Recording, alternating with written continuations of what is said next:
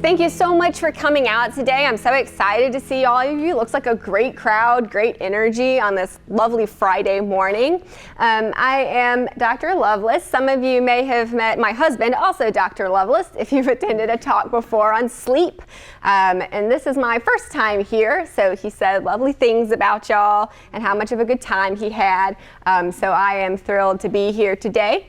I'm going to be presenting on healthy cognitive aging and dementia prevention. And this is a topic I'm really passionate about. I love helping older adults continue to be ready to go and fighting fit and living their best lives well into oldest adulthood. So that's what we're going to be talking about today. A little bit about what are the symptoms and signs of dementia, but then mainly focusing on dementia prevention and how to keep your brain in its best shape as long as possible. All right, so this is a little bit about myself. So I already introduced myself briefly. So I have my PhD from East Carolina University down in Greenville, North Carolina. It's in clinical health psychology with a specialization in neuropsychology. And then I completed my 2-year postdoctoral fellowship at the Salem Veteran Affairs Medical Center out in Virginia. Now I'm out in Franklin. I work as a clinical neuropsychologist. I have my own private practice, Middle Tennessee Neuropsychological and Behavioral Medicine Services. And so if you've ever been with my husband before, in his presentations, he also graduated from ECU, so we've got a good crowd representing here for that. All right, so kind of our learning objectives for today. This is kind of what we're going to be doing. So we're going to start off with a little bit of a game. We're going to do some myth versus fact busting. If you're introverted and you're like, oh no, don't worry, we're not going to put anybody on the spot. We'll do it as a group, so no anxiety there. Then we're going to talk about the difference between symptoms of normal cognitive aging, what's just kind of a senior moment, and what's more concerning, what's something maybe you should talk to your doctor about. Or if you have a loved one with some of those symptoms, maybe talking to their doctor.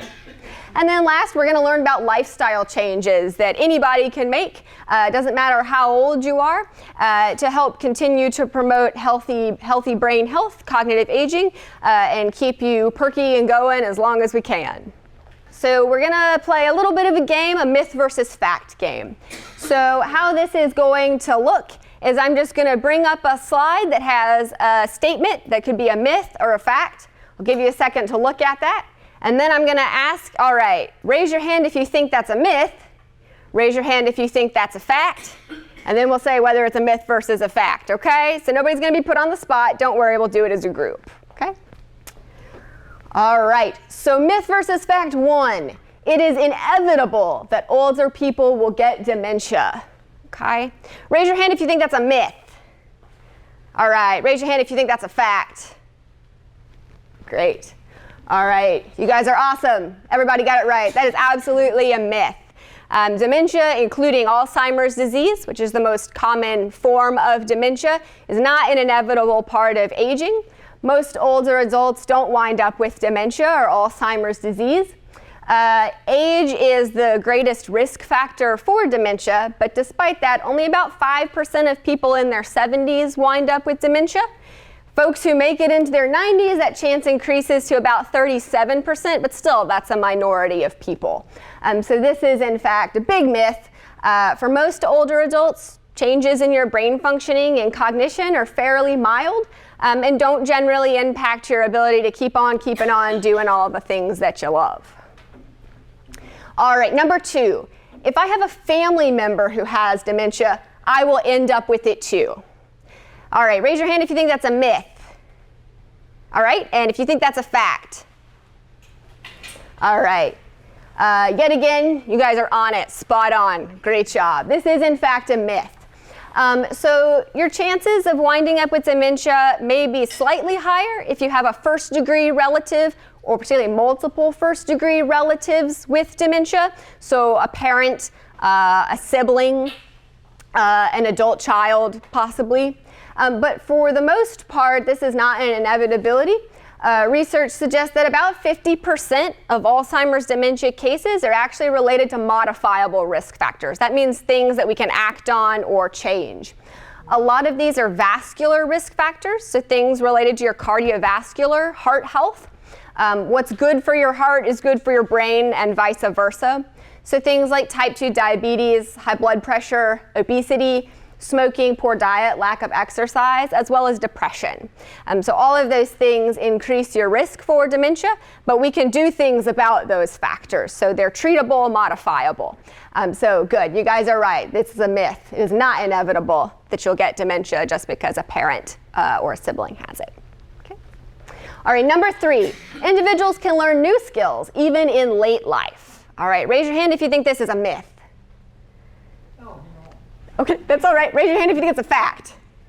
All right, there you go. Good. All right, you guys are on it again. This is absolutely a fact. Even very elderly people can still learn new skills, even late in life. It might take a little bit longer to learn things than when you were in your 20s or 30s or 40s, but healthy older adults can still learn all kinds of new things. You guys are a great example of that today, here learning new things. So good job. The adage, you can't teach an old dog new tricks, absolute nonsense. Even factually, old dogs, literally old dogs, can still learn new tricks. All right. So number 4, most older adults stay socially engaged and productive. All right, raise your hand if you think this is a myth. Okay? And if you think this is a fact. All right, so we had a little bit of a division here, but if you said that was a fact, then you would be correct. So most healthy older adults continue to stay really engaged throughout their lives. Many adults continue to work into older adulthood. I've had some Uber drivers and pizza delivery men who appeared to be well into their 80s, and they are still out there, you know, getting it, making that money. So good for them, if that's what they wanted to be doing. Many older adults still do volunteer work, so do work for free. Share all of your vast knowledge with others to help other people. And then also caregiving for family members. Often this is women caregiving for a male spouse, but that can go the other way as well. Older adults caregiving for adult children who have issues. And now we're increasingly seeing older adults, grandparents being the primary caregiver for grandchildren.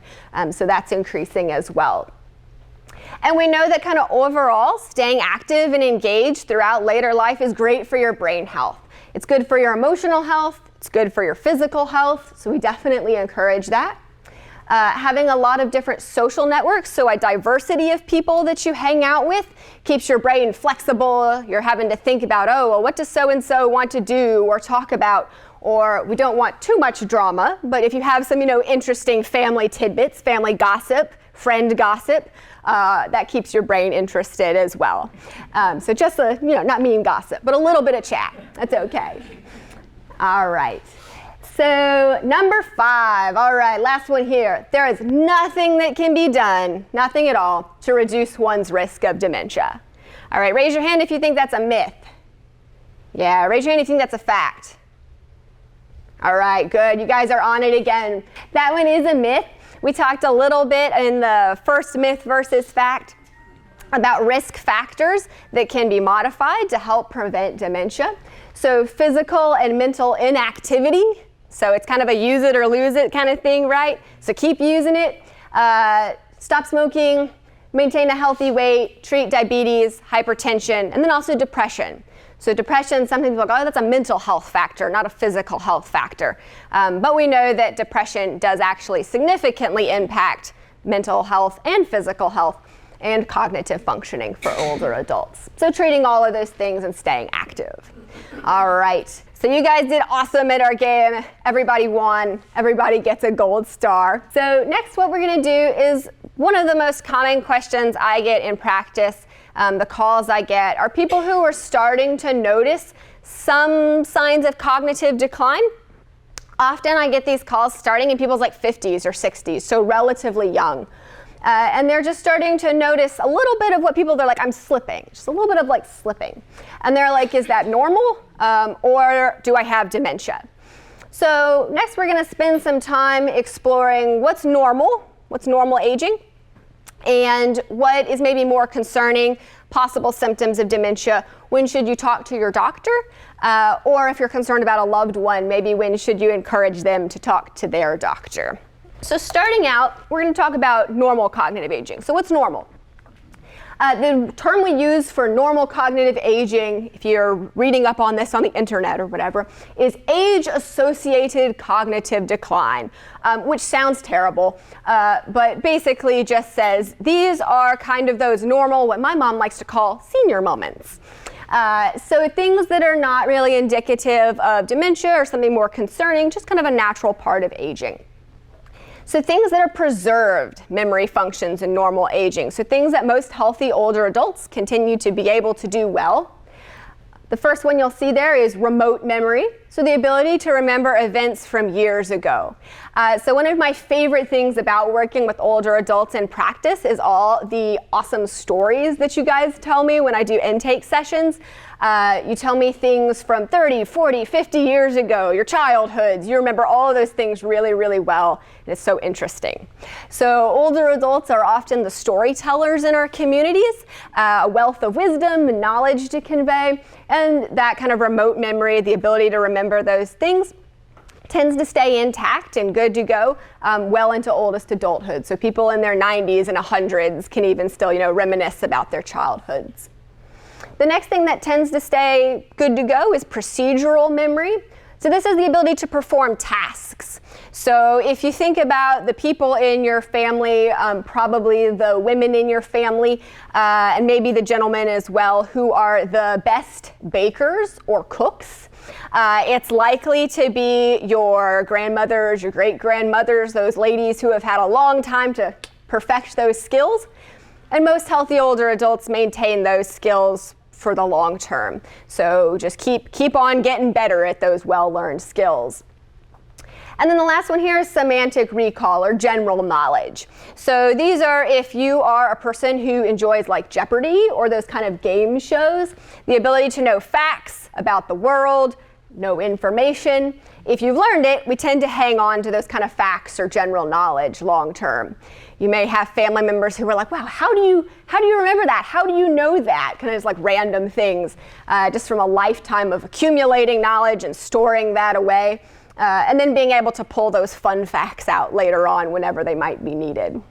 With normal aging though, this age-associated cognitive decline, what we call, oftentimes folks do start to say, well, I have noticed some slip in my memory though. I can't remember things as easily. And in normal aging, what this usually tends to be is a mild, slight, small. It's not a huge, it's not a giant, just a little bit of a decline in the ability to learn and recall new information.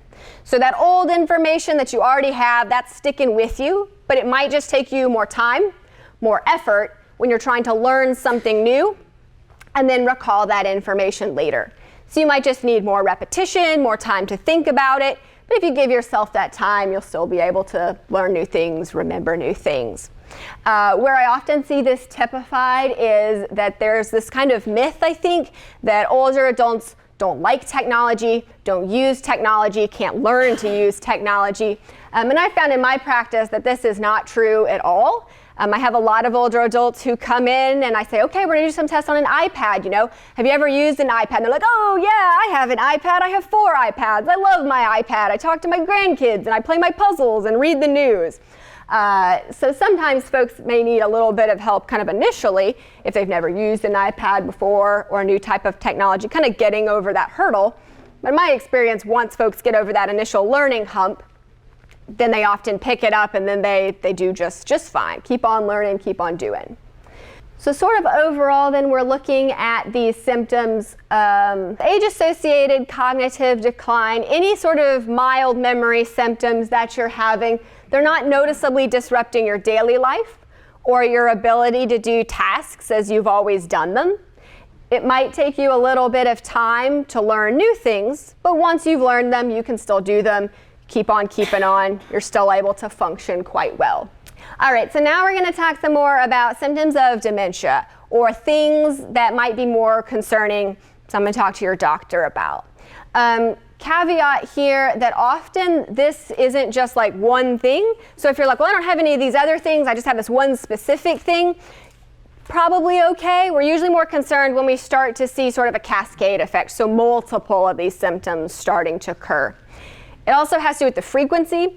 So if you're experiencing like occasionally, probably not too much cause for concern, but if they're becoming frequent, repetitive, occurring often, we start to become more concerned. So some possible symptoms of dementia. Most people, when they think about dementia, they think about Alzheimer's dementia, which is characterized primarily by memory deficits. So some common things we see here is forgetting recent events. So this might be sort of tied in with the second one. So maybe you had a conversation with a loved one and they told you some piece of information. And then 15 or 20 minutes later, a person with some maybe more significant cognitive impairment might come back and say, hey, what did we just talk about? And need repetition of that information. They may not, kind of the second one, may not remember having had the conversation. So in folks with dementia, we often see repeating the same questions or the same stories over and over again. And this is not if you are an individual who has kind of those like favorite stories that like get the laughs and you tell them because you know people will enjoy them, so you tell them over and over, you know, for the presentation value. That is not this. This is not remembering that you've told somebody something or asked somebody something. So folks with dementia may ask the same question within like a couple of minutes or an hour. And they'll ask the same questions over and over and over again and not have a recognition that they've already asked that question.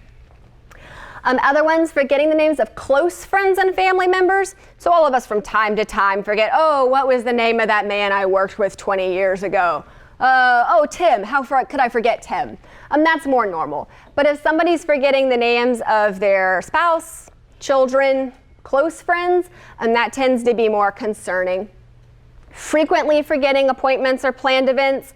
We all forget things from time to time, particularly if they're things maybe we don't really want to remember.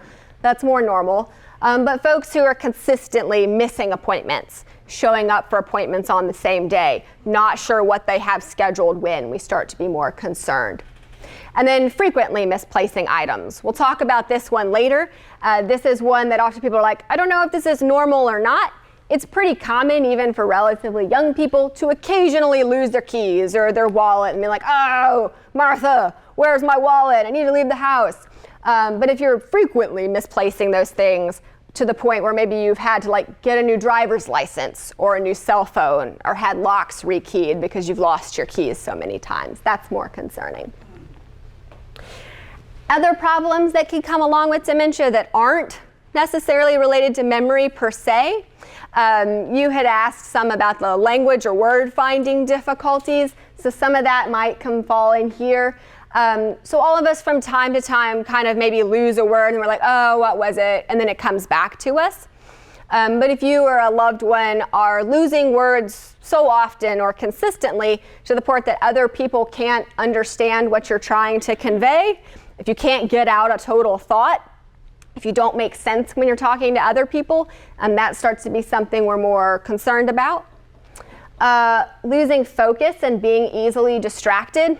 All of us have this from time to time. We're busy, we forget something.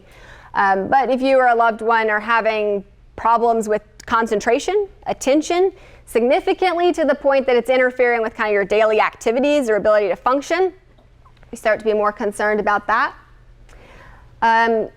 Being unable to perform complex daily tasks that were previously well learned.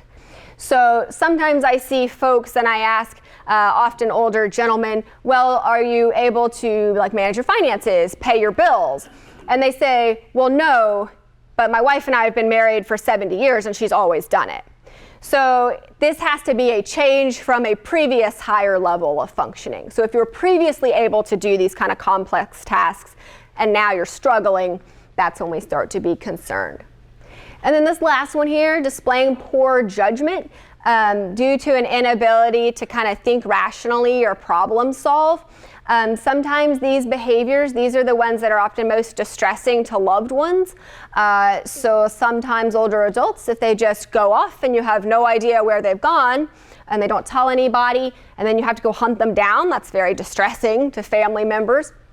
And often displays this kind of lack of poor judgment. Oh, well, I just ran to the store, but you've been gone, 6 hours or whatever. Maybe you should have let somebody know, and not realizing that other people might worry about you or be concerned about your safety. Okay. So with dementia, the memory loss is severe. It's really significant. And it's to the point that it's affecting your daily life and your ability to do your functional tasks of daily living. So you're having trouble managing your finances or medications or taking care of yourself or making poor decisions that put you at significant risk of physical harm.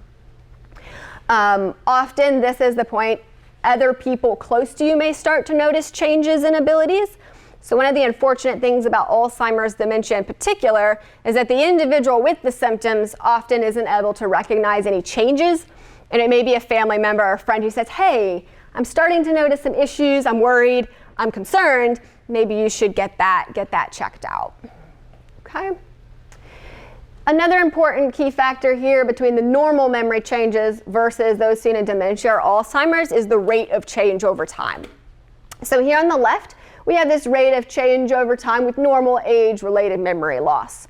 So you see it starting in, pretty early, and it's this very small, gradual decline in later years. It's not a precipitous drop-off. It's not huge. It's just a little bit of a boop downwards.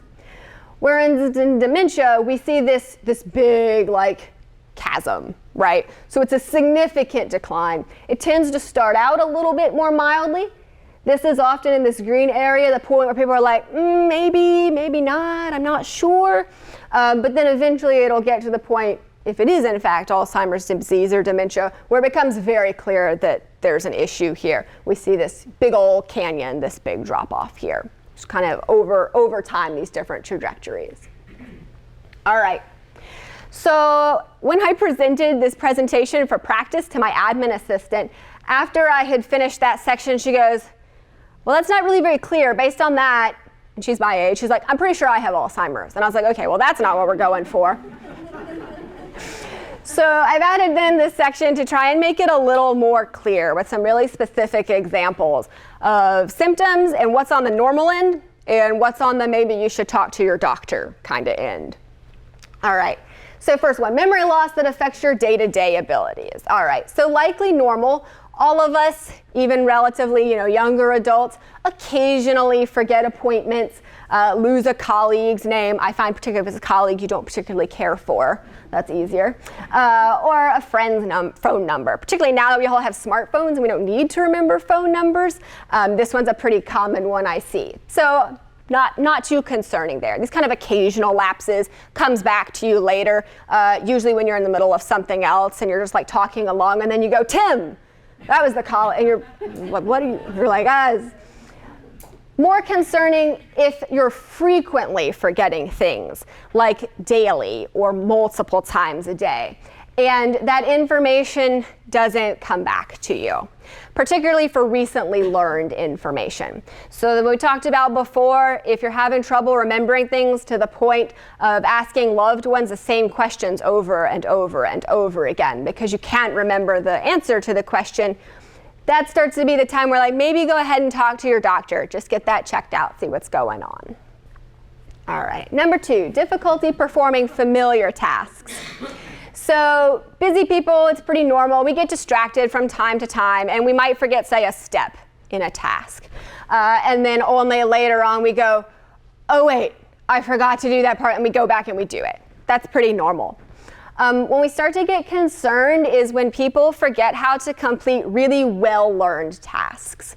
So an example I often see in older women is they've been a lifelong baker and they start to lose the ability to remember steps in a recipe or how to read a recipe or what should come next.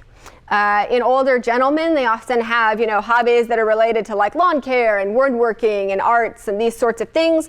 And sometimes I see older gentlemen who say, I'll just go into the wood shop and I'm going along, and then all of a sudden I've done it 1,000 times and I just blank. I can't remember what comes next or what I should be doing next.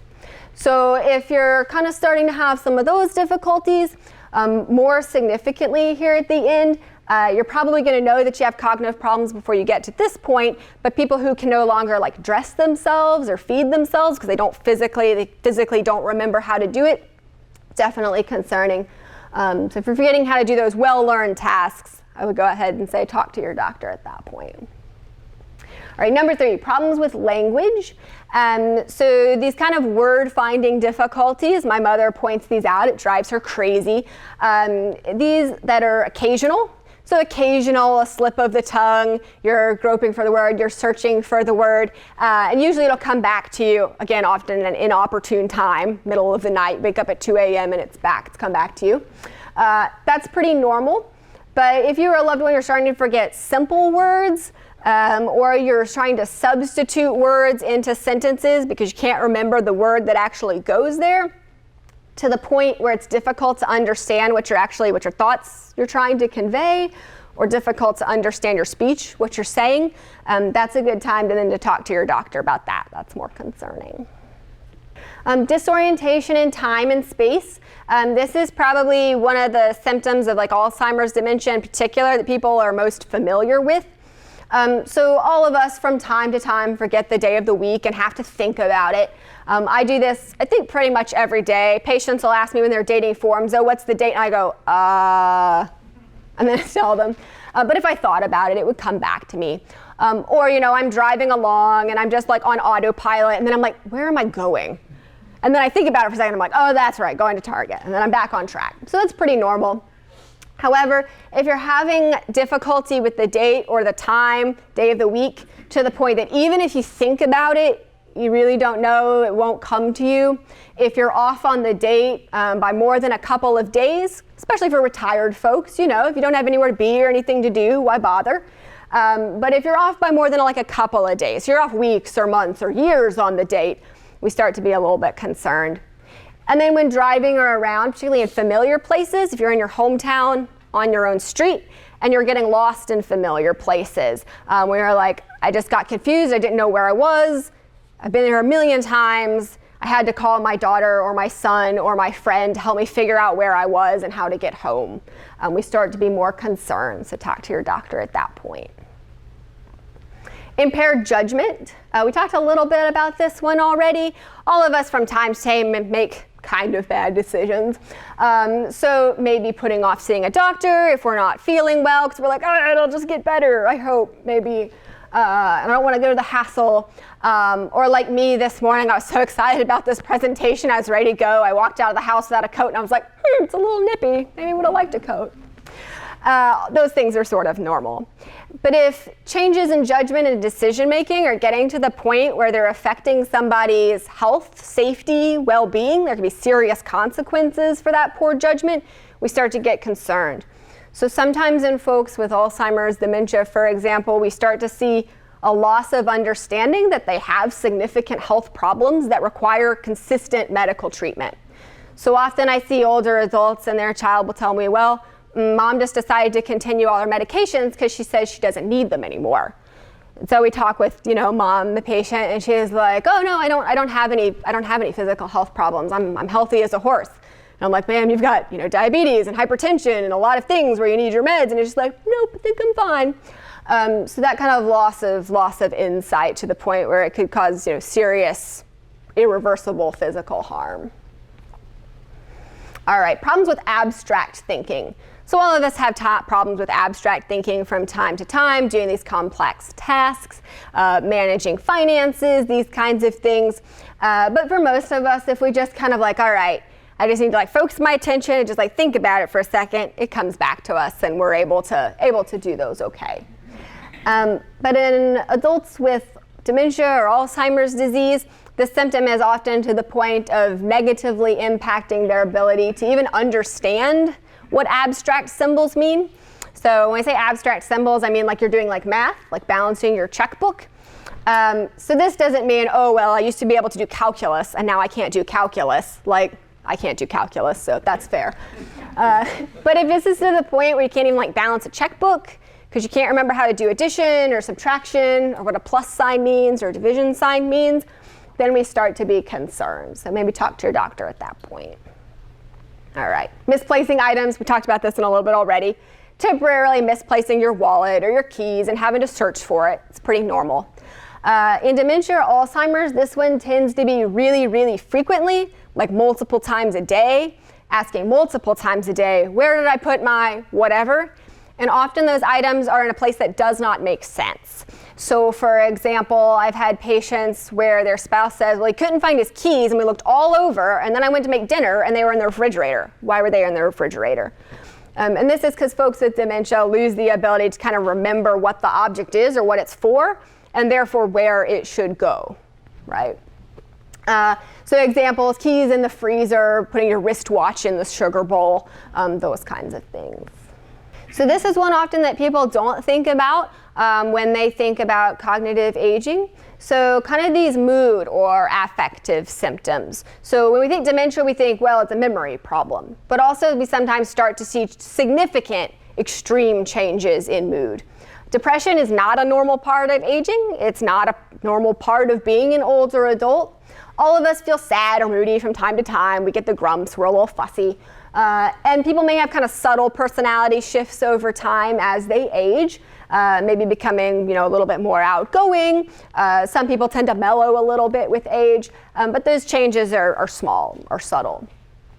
If we're seeing significant or severe changes in mood or personality, particularly big shifts within a short amount of time and for no particular reason, that's when we start to get concerned. So if somebody's just sitting there and you're having a conversation and it's not, it's not really feisty conversation, it's just kind of a boring, normal conversation, and all of a sudden, they were calm, and now all of a sudden they're crying, and then 3 minutes later they're really angry, that's not normal. So we want to get that checked out. Okay? And then lastly here, loss of initiative. So another term for this is apathy. So it's pretty normal for most of us. If we're going, eventually we get to a point where like, I'm worn out, I'm tired, I don't want to go to work today, I don't want to spend time with friends, I don't want to do my hobbies, I just want to take a nap, right? But we take our nap and then we perk back up and we're ready to go again. It's pretty normal. If that loss of interest is for, loss of interest in spending time with friends and family members, doing previously enjoyable activities, and that's maintained for a long period of time where they don't perk back up, they don't get re-engaged, don't get reinterested, that's when we start to become kind of concerned. Also here, folks, we can see they become very passive. So if they're not told by somebody else, hey, why don't you go play golf or go hang out with the grandkids or whatever, they'll just sit in a chair kind of all day. So this apathy, they're not really distressed by it, they just kind of sit, but they're not going to have any initiative or drive to do anything unless kind of suggested by somebody else. So they just start to become concerned there. All right, so for all of these kind of things at the end of the day, if you're like, well, that didn't clear it up for me, I still have questions, I'm on the fence, should I talk to my doctor or shouldn't I talk to my doctor? Go ahead and talk to your doctor. So oftentimes I have folks who, by the time that they talk to me or they called me, it's something that we could have maybe intervened in if I had seen them earlier, but they're pretty far gone by the point I see them. I hear people say, well, I didn't want to bother my doctor. Please bother us. That's what we're here for. I would much rather see somebody early on and they be what we call worried well, and I'd be able to say, no, don't worry about that, you're fine. Than to see somebody and say, yeah, that's a problem, and I wish you would come in sooner because we could have done something about it earlier. So always, if you're unsure, just go ahead and ask us. There's a couple of things that we can do in terms of assessing whether your issues or your loved one's issues are normal or not. I often encourage folks as kind of a starting point to just bring it up with your primary care doctor or your geriatrician. They can often do a brief cognitive screening, takes about 20 minutes in the office, and then they can either say, nope, I think you're fine, or if they think maybe you have something going on, they can say, I have some concerns and I'd like to refer you for more comprehensive testing. And so that's kind of what I do, neuropsychological assessment. This is really comprehensive testing for cognitive issues, for dementia. And I just like to spend a little bit of time here talking about what that looks like, because often people, it's sort of fear of the unknown. They're like, I don't want to come in for this because I'm frightened, I'm anxious. Oftentimes people are worried it will hurt. And so that's the first thing I like to put out there. Neuropsych assessment is one of the probably most pain-free procedures you can have done because generally I don't even touch you. So there's no blood draws, no needle sticks. Usually what we do is 3 sessions. We have an intake. We get a really comprehensive background information, current symptoms, current functioning. And then you'll come in for testing. This is written testing, verbal testing. Some of it's on the computer, but we don't do any brain scans. There's no blood draws, no spinal taps, nothing like that. And so these are kind of specially tailored to figure out what your cognitive strengths and weaknesses are. And then based on the results of the intake information and that testing data, then I have a feedback session with folks. And this is probably the most important part, honestly. We give diagnoses. We say, here's what's going on with you. Here are your cognitive strengths, cognitive weaknesses. And then maybe most importantly, we talk about treatment recommendations. So what should you do next? That's often why people want to know about their cognitive function. They want to know what's wrong and what can I do about it. So that's what we address there. So what can you do to keep your brain healthy as long as possible? Because unfortunately there's no cure for dementia or Alzheimer's disease at this point in time, Benjamin Franklin holds true, coming through for me again, an ounce of prevention is worth a pound of cure. So when I give feedback to patients, I do these brain wellness checkups. Often what I focus on are these preventative measures that can be taken to help keep people's brains fit as long as possible. I usually put these into the 5 pillars of brain wellness, which just sounds cool.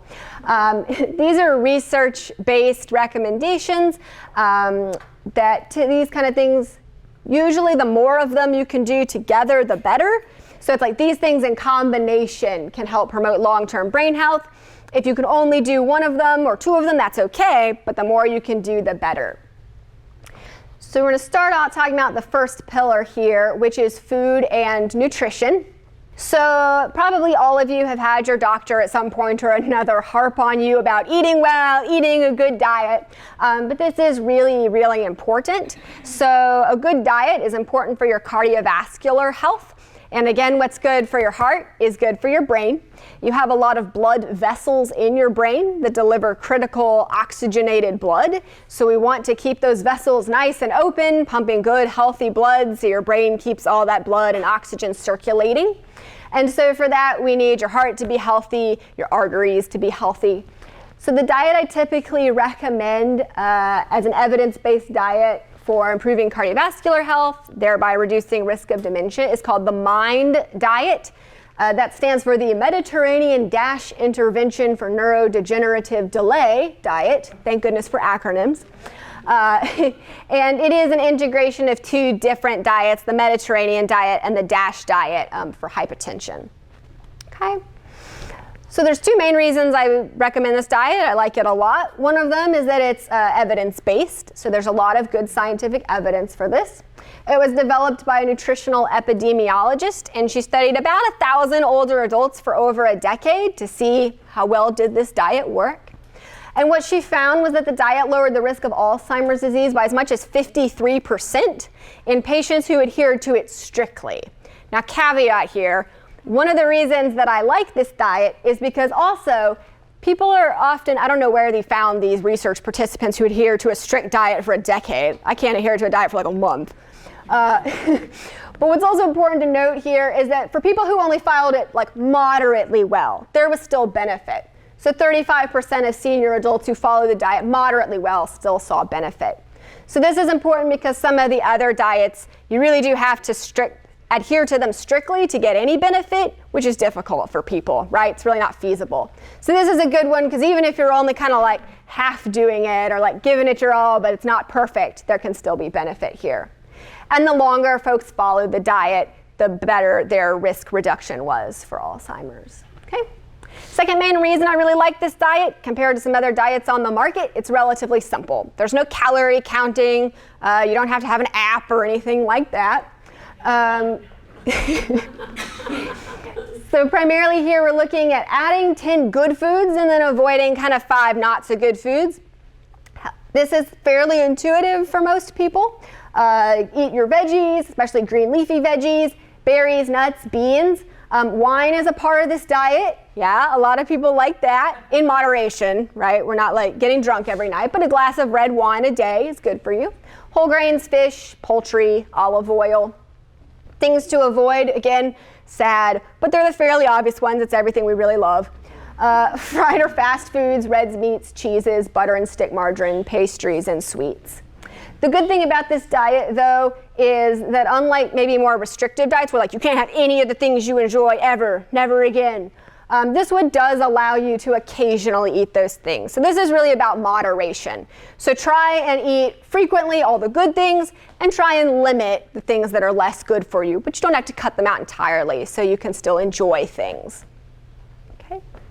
All right, so you thought we were done with the quiz, but I got you. We have one more. All right, so myth or fact, older adults should take it easy and avoid exercise so they don't get injured, right? Raise your hand if you think that's a myth. That's the myth.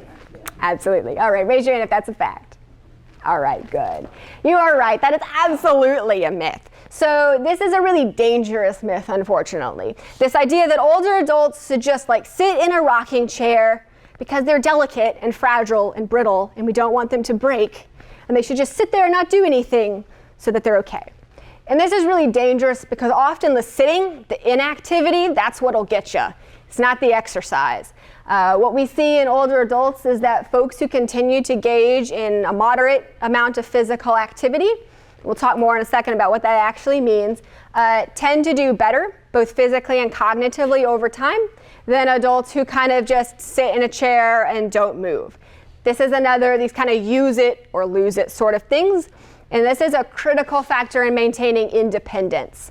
So often when folks lose the ability to be able to care for themselves or engage in those activities of daily living without help, it's often after an injury or a fall where they were hospitalized and they were unable to be physically active, right? So we see these kind of declines for people who are hospitalized for a prolonged period of time, and their doctors and nurses don't, kind of give them a kick in the pants and say, all right, you got to get out of bed, you got to walk, you got to do your PT. So all of those things are really, really critical. Almost anyone at any age and with most health conditions can still engage in some form of physical activity. This is the thing where I say, but talk to your doctor. You see that in the commercials all the time, just to make sure that what's right for you. Physical fitness here, the recommendations, physical fitness at a moderately high level of intensity. So moderate physical activity is where you can still talk while you're doing it, but you wouldn't be able to have enough breath to sing. Sustain that. So kind of feeling a little bit, winded, but not to the point where you're gasping for air, right? This is good. It helps facilitate that oxygen to the brain, helps your brain keep growing, making new neurons. It's a myth that your brain has all the cells it'll ever have when you're in early adulthood and you can't make any more. You can make more. And exercise is great for promoting that. And the old wisdom was that once you were past maybe your late 20s, you had all the brain cells you'd ever have, and you would never get any more. And so it was just going to be in this inevitable decline. But more recent research has said that we can actually continue to make new brain cells throughout life. And a thing that's good for helping your brain promote doing that is good physical activity, so good exercise. So a combination of different types of physical exercise is usually ideal. So most people are familiar with aerobic exercise, so walking or jogging or swimming, those kinds of things. But I also generally encourage older adults to not forget the other three types. So strength training. People are like, well, I'm 85. I can't go to the gym and work out, But there's lots of kind of modifications that can be made. So you see here a picture of an older adult who are engaged in a seated weights class. Stretching exercises and balance training. Yoga and Tai Chi are a great way to integrate those things. There's a lot of research that says these things are helpful at primarily helping to prevent falls in older adults. And falls are often what wind up taking people kind of out of function. Folks have a fall, if they break a hip, then they wind up in the hospital, then they're inactive, and that kind of tends to be a kind of snowball effect. So folks who are engaging in regular flexibility and balance training, they're less likely to fall, and if they have a fall, they're less likely to be seriously injured. So this is kind of a thing that I often recommend for folks. If you're only going to be able to do one type of physical exercise, is this balance, strength kind of training. All right, third pillar here, sleep. I just had to include the puppy because he was so cute. I tried to stick with mostly things but he was just so cute. So there's a common misconception that older adults don't need as much sleep as younger adults, primarily because older adults often have a harder time with sleep. But just because it's more difficult doesn't mean that that's natural. And older adults often don't get enough sleep. So that's something we try and help promote. Helps you keep you healthy and perky and alert during the day. Helps keep your brain functioning well, improves your cardiovascular health. Again, people who get good sleep are less likely to have severe falls. An inadequate or poor sleep can negatively impact cognition. So this is actually one of the few sort of reversible causes of cognitive impairment. So when I see older adults who are starting to have some cognitive symptoms and they're getting really, really bad sleep, that's often the first thing I want to intervene on, because we get them sleeping good and all of a sudden they're like, wow, I feel 20, 30 years younger. I feel great. So we have some sleep hygiene tips. I think Mr. Dr. Loveless actually has a whole presentation on this. So kind of perk for attending his. I'm just going to kind of cover these briefly. These are things that you can implement in your own life to improve your sleep. Things like having a regular sleep routine, go to bed at the same time, get up at the same time. This is a big one. Don't watch TV, use the computer, or read in bed. We always say the bed should be used for the 2 S's, sleeping and sex, and nothing else, right? And that's because we want your brain to associate the bed with being asleep, not with being awake and watching TV and reading. The sex thing, I think, is just because that's where most people have sex, and like, I don't know, I guess have sex other places if you can, but, you know, in bed is a good place. Don't drink caffeine before bed. Also, a big one, don't use nicotine before bed. I know a lot of people say it calms my nerves, it makes me less anxious, but it's actually a stimulant, ramps you up. Exercise, again, also good for sleep, but do it earlier in the day, not right before bed. And if you're a clock watcher, so if you're like looking every 5 minutes at the clock, hide the clock. That's not helping you. It's not helping you fall asleep. Just don't look at it. A note on sleep apnea. If you have sleep apnea, please wear your CPAP. I know your doctors harp on this, and I know it's like funny looking, and you look like a monster, and you sound like a monster, and they're unpleasant. But this is kind of people with untreated sleep apnea often have, frankly, dementia-like symptoms. And when they adhere to their CPAP and they're getting enough oxygen to their brain at night, boom, dementia symptoms gone. They're good to go. So it's very important. All right, pillar number 4, social interaction. I didn't spend a lot of time on this one because all of you are here today indicating that you get good social interaction and you're very involved. But these social support networks are really, really important. Again, our brains love social interaction. They need that social interaction. So I encourage older adults to continue to spend time with family and friends, get out there, stay active, stay involved. Spend time with people you enjoy, doing things you enjoy. That's good. And kind of going off of that, social engagement is a type of cognitive activity. But other ways to stay cognitively active, keep doing the activities you've always enjoyed as long as you can possibly do them. So sometimes people will say, oh, well, I know you did that for 40 years, but you know, you're getting older. Maybe you should. As long as you're safely able to continue to engage in the activities that you've always enjoyed, keep doing them. They might require some modification, and that's okay. Don't let anybody tell you that you're a burden because you need modification for your beloved activities. Just keep on doing those as long as you can. And then try and stay active and engaged in the world around you. So if you are always been into politics, stay into politics. Being involved in your church, keeping up with science and technology updates. All of those things will help you make those new neurons, those new brain connections, and keep your brain happy and active.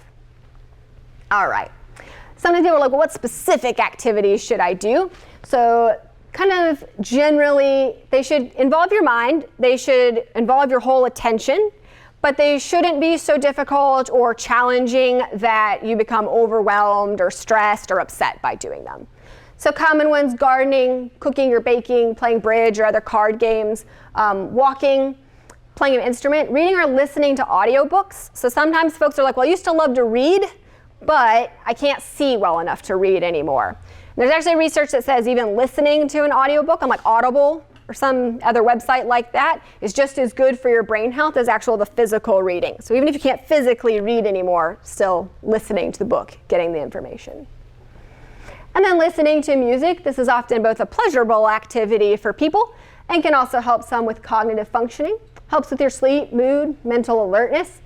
There's some differential here, so if you're looking to be more creative, get inspired, actually listening to new music. So ask your kids or your grandkids what they're into. You might hate it at first, but then you might come to like it.